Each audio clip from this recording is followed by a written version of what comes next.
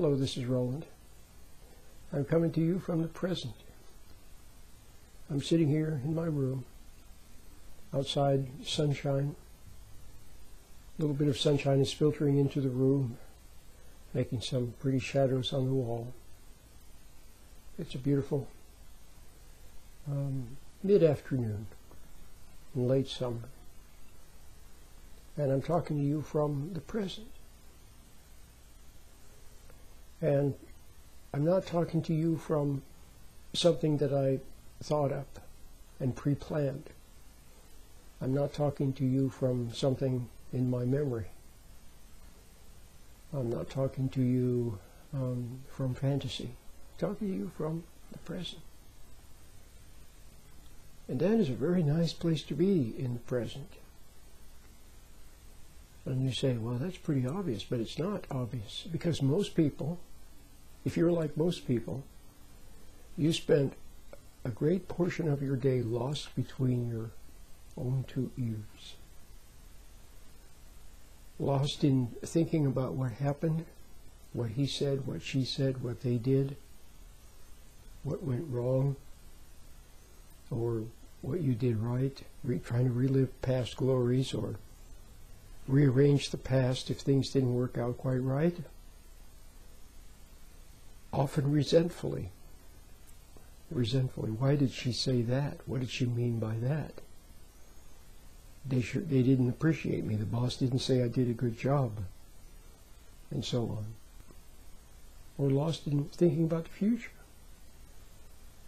Where you're going to go, what you're going to do, what you're going to eat, what you're going to buy. Or worrying. See? And the older people get, the more they spend time either lost in worry or lost in the past. Reminiscing, they call it. But you see, your life is wasting away. See, it takes energy. That's right. Did you know the brain uses up a lot of energy when it's thinking about things? So you're using up a lot of energy and time.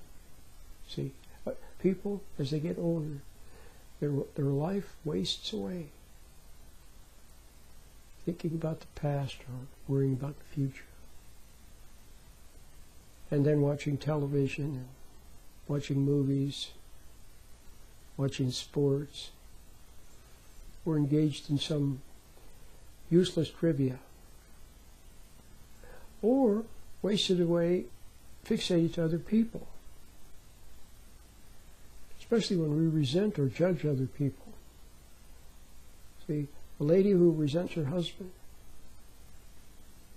can spend almost all of her days thinking about him and his failure and what he's not doing right, and he's not wearing his clothes right, and he's not doing work around the house, and he's not making enough money, and he's not appreciating her, and he's not, see?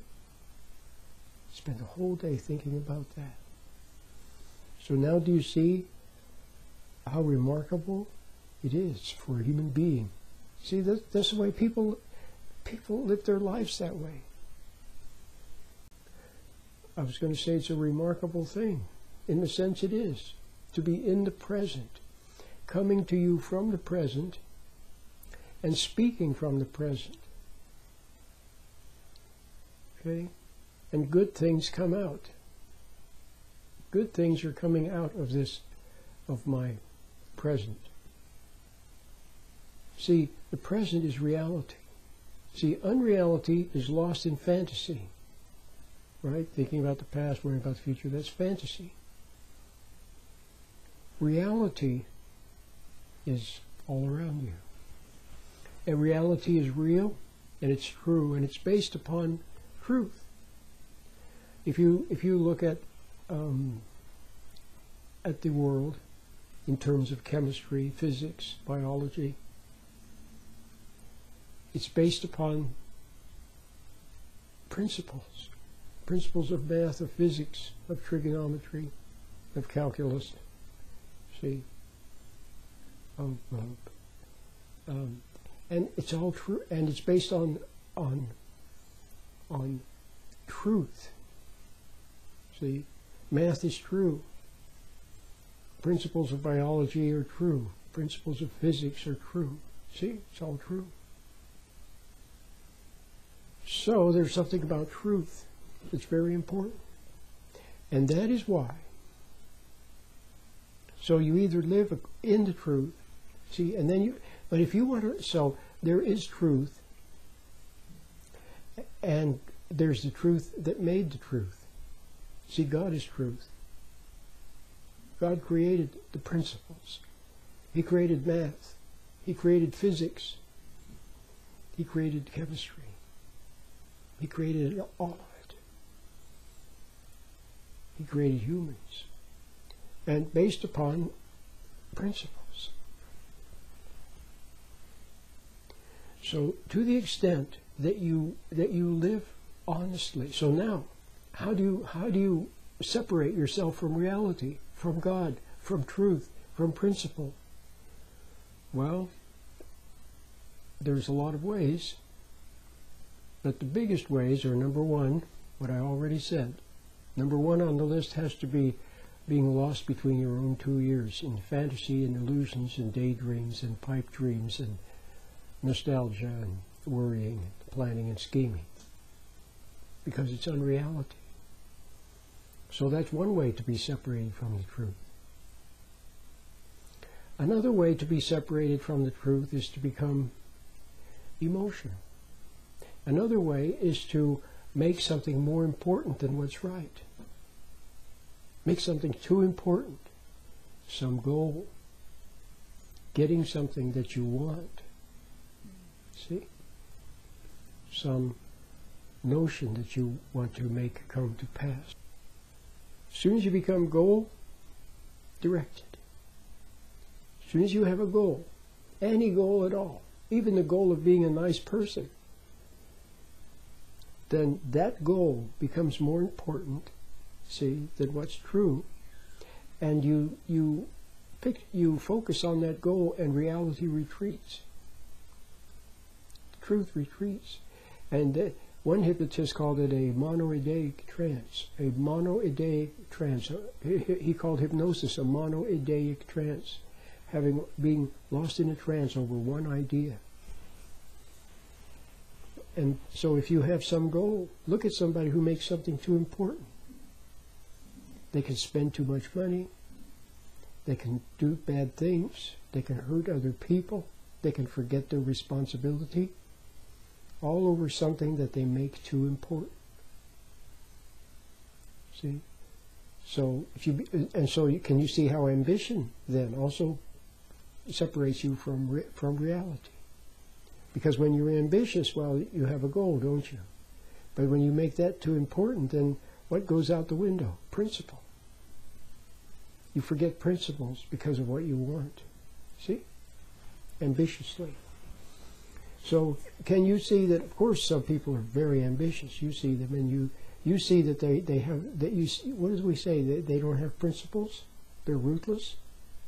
See how they separate themselves from principle. See, when you are close to principles,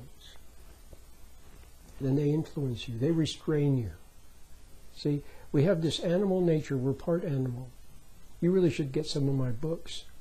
Watch some more of my videos. See, of course, we're part heaven, part earth. See, we have a soul, but we're a soul in a body. So we have this animal body. And it can be wanton. It can go to extremes. It can be over emotional. It can be very excitable and nervous and so on and so forth, right? So that's what happens to us when we separate ourselves from principles. So can you see that if you become too anxious for something,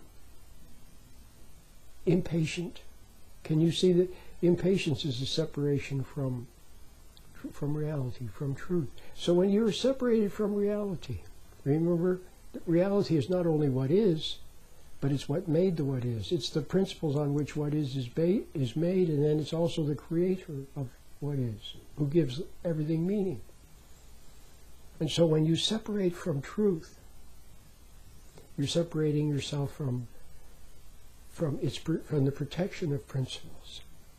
You're separating yourself from reality, and then you can be misled, and you can be deceived and fooled and taken advantage of. Because separated from reality, you lose your perception, and you don't see what people are up to and how they're getting ready to take advantage of you. See? And then you say and do the wrong thing. You don't have understanding. So you say the wrong thing and ruin relationship with your kids. You say the wrong thing and start an argument. See? So, separated from truth. And when you become separated from truth because you're lost, see, so here's what happened. Someone makes you emotional a little bit or a lot. They suggest something that you should have or that you need, or they say you don't have it, or you're no good because you don't have it, or you're uncool because you don't have it, or you're not popular because you don't have it. They try to show that you have some lack or some fault, and you become angry or you become excited about what they're offering. They offer to get it for you. So then, in that excitement also separates you from your inner ground of good and connects you to the outside. And then connected from the restraint of conscience, of principle, of what's true, of perception, then you are misled. Then when you're misled, in other words, you spend too much, you do the wrong thing, you say the wrong thing, see? And then what happens? Then you become resentful. And eventually you have to see that you're failing. Failing with your family, failing in life, see? Even if you make a lot of money, you don't have honor, you don't have principle, you don't have character, you're not happy. So then you resent, you don't want to see that. So then, because you don't want to see that you're failing and that you don't want to see it, so what do? You escape into thoughts, into fantasy, to hide from reality. So you see the progression. So now what you need to do is to reverse all of that, to come back to reality, back to principles, back to perception, back to the inner light, back to conscience. That's what you need to do. Okay? And the last way that you separate, that I want to mention today, that you separate, that's important, the way you separate yourself from reality, you know what it is? Dishonesty. See, if you're dishonest, can you see how dishonesty is wanting to separate yourself from what's true? You see how dishonesty separates you from truth? Ipso facto, it has to be that way since you're being dishonest. You may see what the truth is, but you separate from it, deviate from it. It's dishonesty. Can you see how an excuse separates you from truth? See, let's say you do something dumb. Well, then after you've done the dumb thing in some little trance, which you don't even realize you're in a trance, you do something dumb. Then you wake up and you begin to see that you did something dumb. If you could just hold on to that awareness, don't try to do anything other than just stand there and see your own mistake without resenting seeing it. But you don't want to admit that you made a mistake. You want to preserve your pride and save face. So what do? You make an excuse. You don't want to see that you were under somebody else's direction, that you were under some other influence.